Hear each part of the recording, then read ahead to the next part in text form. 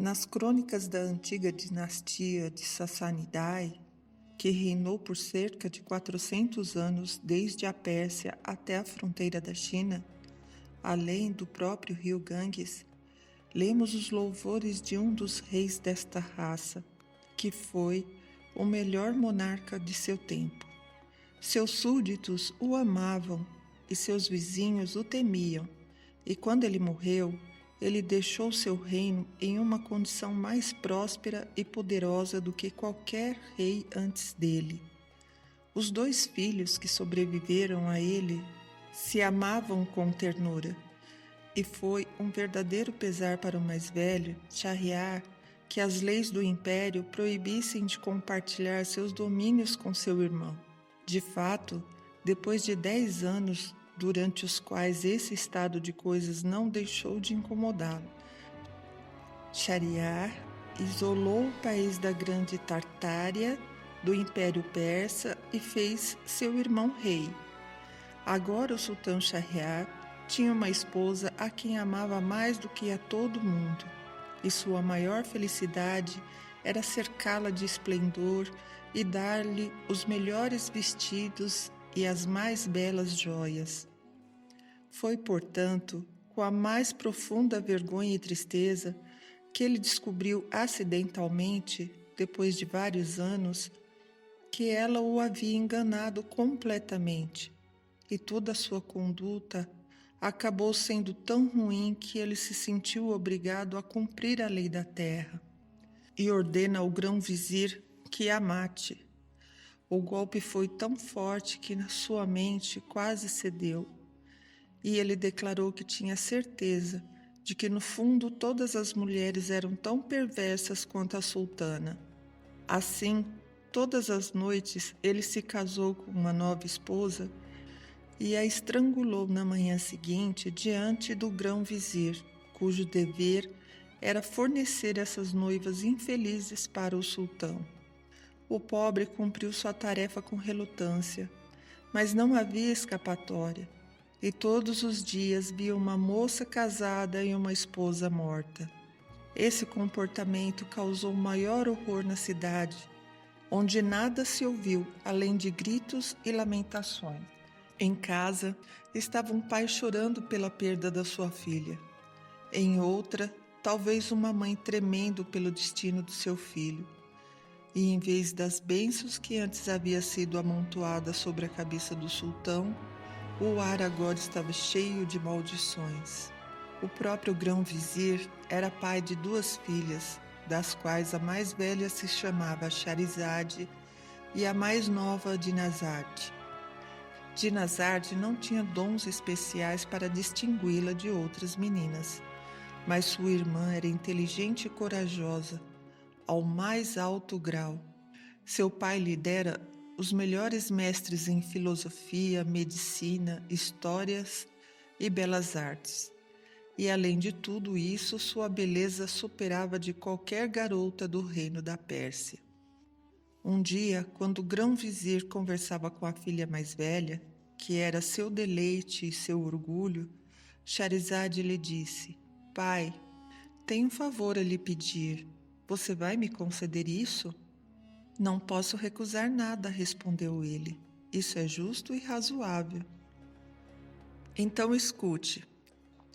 Estou determinada a parar com essa prática bárbara do sultão e livrar as meninas e mães do terrível destino que paira sobre elas." "Seria uma coisa excelente a fazer", respondeu o grão-vizir. "Mas como você se propõe a realizá-lo?" "Pai", respondeu Shahrazad, "é você que tem que prover diariamente o sultão de uma nova esposa. E eu lhe peço, por toda a afeição que me tem, que permita que a honra recaia sobre mim." "Você perdeu os sentidos?" gritou o grão-vizir assustado.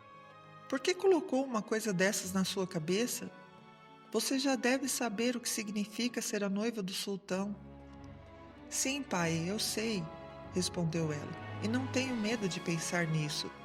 Se eu falhar, minha morte será gloriosa, e se eu tiver sucesso, terei prestado um grande serviço ao meu país." "Não adianta", disse o grão-vizir, "nunca consentirei. Se o sultão me mandasse enfiar uma adaga em seu coração, eu teria que obedecer.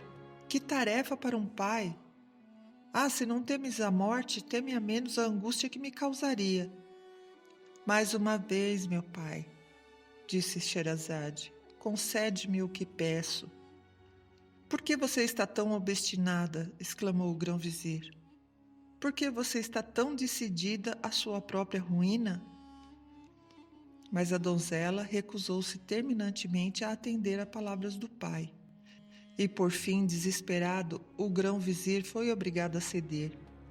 E foi tristemente ao palácio para dizer ao sultão que na noite seguinte lhe traria Sherazade.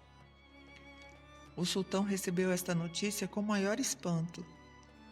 Como você decidiu, ele perguntou, sacrificar sua própria filha para mim? Senhor, respondeu o grão-vizir, mesmo o triste destino que o espera não pode detê-lo. Não se engane, vizir, disse o sultão. Lembre-se, você terá que tirar a vida dela você mesmo. Se você recusar, eu juro que sua cabeça pagará a pena. Senhor, retornou o vizir, seja qual for o custo, eu obedecerei. Embora seja um pai, também sou um súdito. Então o sultão disse ao grão-vizir que poderia trazer sua filha assim que quisesse. O vizir levou a notícia a Sherazade, que a recebeu como se fosse a coisa mais agradável do mundo. Ela agradeceu calorosamente ao pai por ceder aos seus desejos. E vendo-o ainda curvado pela dor, disse-lhe que esperava que ele nunca se arrependesse de ter permitido que ela se casasse com o sultão. Então ela foi se preparar para o casamento e pediu que sua irmã Dinarzade fosse chamada para falar com ela. Sherazade dirigiu-se a ela assim: minha querida irmã, quero sua ajuda em um assunto muito importante. Meu pai vai me levar ao palácio para celebrar meu casamento com o sultão. Quando Sua Alteza me receber, vou pedir a ele, como último favor, que te deixe dormir em nosso quarto, para que possa ter a sua companhia durante a última noite em que eu estiver viva. Se, como espero, ele me conceder o desejo, certifique-se de me acordar 1 hora antes do amanhecer e me fale com estas palavras: minha irmã, se você não está dormindo, eu lhe suplico, antes que o sol nasça, para me contar uma de suas histórias encantadoras. Então começarei a contar as histórias e espero por este meio livrar o povo do terror que reina sobre eles. Chegada a hora habitual, o grão-vizir conduziu Sherazade ao palácio e deixou-a a sós com o sultão, que lhe mandou levantar o véu e ficou maravilhado com a sua beleza. Mas vendo os olhos dela cheios de lágrimas, ele perguntou qual era o problema. Senhor, respondeu Sherazade, tenho uma irmã que me ama com a mesma ternura que eu a amo. Conceda-me o favor de permitir que ela durma esta noite no mesmo quarto, pois é a última vez que ficaremos juntas. Shahriar concordou com a petição de Sherazade e Dinarzade foi chamada. 1 hora antes do raiar do dia, Dinarzade acordou e exclamou como havia prometido: minha querida irmã, se você não está dormindo, diga-me, peço-lhe antes do sol raiar uma de suas histórias encantadoras. É a última vez que terei o prazer de ouvi-la. Sherazade não respondeu à irmã, mas voltou-se para o sultão. Vossa Alteza me permitirá fazer o que minha irmã pede? Disse ela. De boa vontade, ele respondeu. E assim começou Sherazade. Senhor, era uma vez um mercador que possuía grande riqueza em terras e mercadorias, bem como em dinheiro vivo. Ele era obrigado de vez em quando a fazer viagens para organizar seus negócios.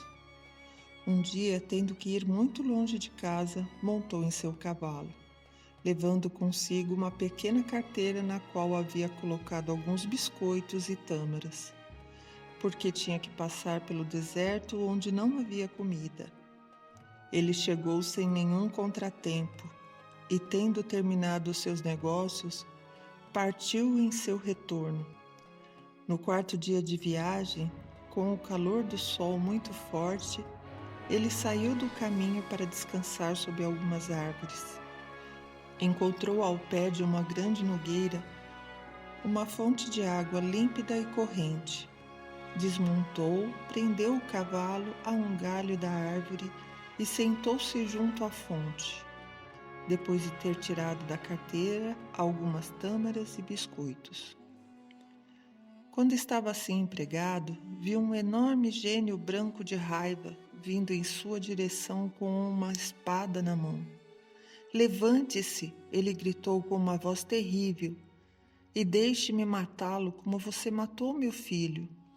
Ao proferir essas palavras, ele deu um grito assustador.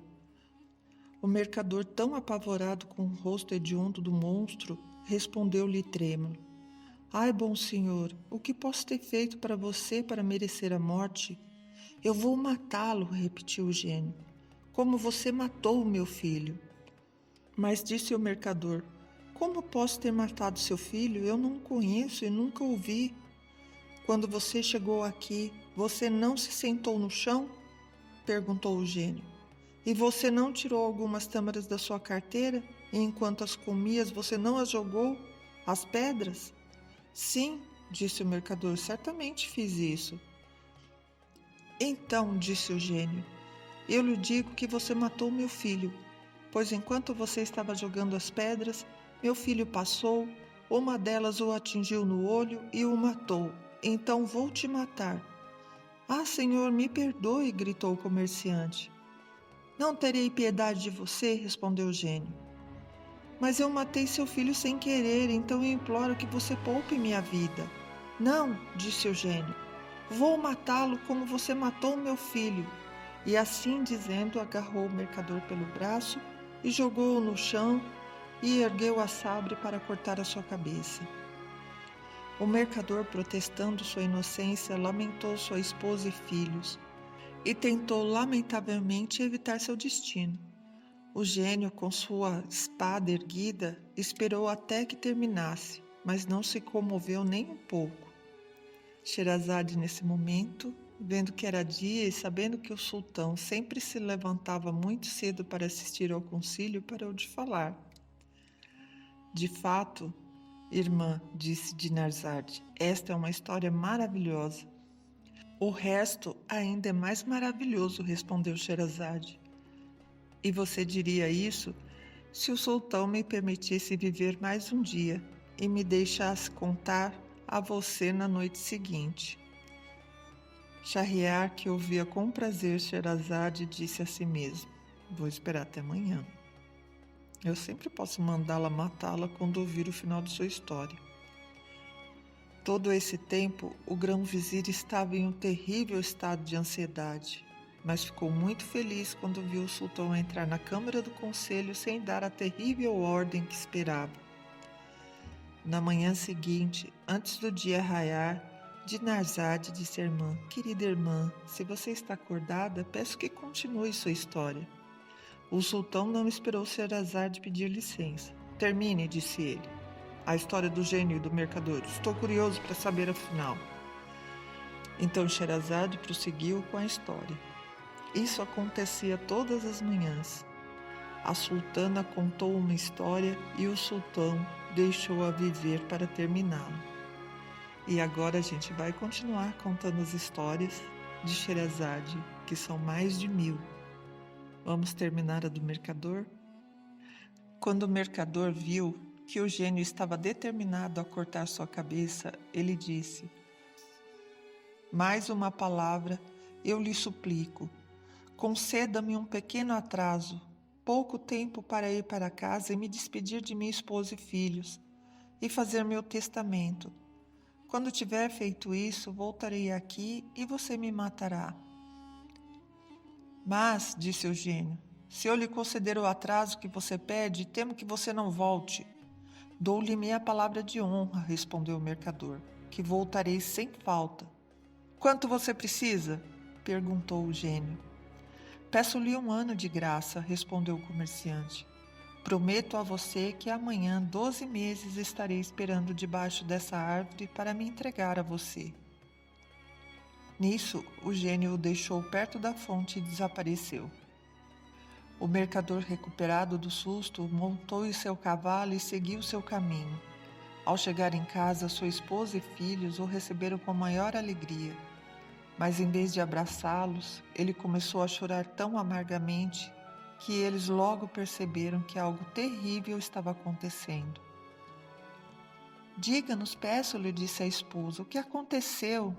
Ai, respondeu o marido, tem apenas 1 ano de vida.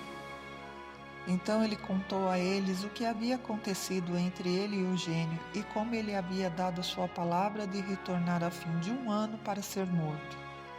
Quando ouviram essa triste história, ficaram desesperados e choraram muito. No dia seguinte, o comerciante começou a resolver seus negócios e, em primeiro lugar, a pagar as suas dívidas. Dava presente aos amigos e grandes esmolas aos pobres. Ele libertou seus escravos e sustentou sua esposa e filhos. O ano logo passou e ele foi obrigado a partir. Quando tentou se despedir, foi tomado de uma tristeza e com dificuldade se desvencilhou. Por fim, ele chegou ao lugar onde tinha visto o gênio pela primeira vez, no mesmo dia em que ele havia designado. Ele desmontou e sentou-se à beira da fonte, onde esperou o gênio em terrível suspense. Enquanto ele estava esperando, um velho, levando uma corça, veio em sua direção. Eles se cumprimentaram e então o velho lhe disse: Posso perguntar, irmão, o que trouxe a este lugar deserto, onde há tantos gênios do mal por aí? Para ver essas belas árvores seria de se imaginar que fosse habitada, mas é um lugar perigoso para se parar por muito tempo. O mercador disse ao velho porque ele era obrigado a ir até lá e ele ouviu com espanto. Este é um caso maravilhoso. Eu gostaria de ser uma testemunha da sua entrevista com o gênio. Assim dizendo, sentou-se ao lado do mercador. Enquanto conversavam, outro velho apareceu, seguido por 2 cachorros pretos. Ele os cumprimentou e perguntou o que eles estavam fazendo naquele lugar. O velho, que conduzia a corça, contou-lhe a aventura do mercador e do gênio. Assim que o segundo velho ouviu a história, ele também decidiu ficar lá para ver o que aconteceria. Sentou-se ao lado dos outros e estava conversando quando chegou um terceiro velho. Ele perguntou por que o mercador que estava com eles parecia tão triste. Eles lhe contaram a história e ele também resolveu ver o que se passaria entre o gênio e o mercador. Então esperou com o resto. Eles logo viram ao longe uma fumaça espessa, com uma nuvem de poeira. Essa fumaça se aproximou cada vez mais e então de repente desapareceu. E eles viram o gênio, que sem falar com eles, aproximou-se do mercador, espada na mão, e pegando-o pelo braço disse: Deixe-me matá-lo como você matou meu filho. O mercador e os 3 velhos começaram a chorar e gemer. Então o velho que conduzia a corça atirou-se aos pés do monstro e disse: Ó príncipe dos gênios, eu imploro que acalme sua fúria e me escute. Vou contar-te a minha história e a da corça que tenho comigo. E se achares mais maravilhosa do que a do mercador que vais matar, espero que acabes com 1/3 da sua punição. O gênio pensou por algum tempo, então disse: Muito bem, concordo com isso. Essa história continua no próximo vídeo. Clique abaixo para a segunda parte.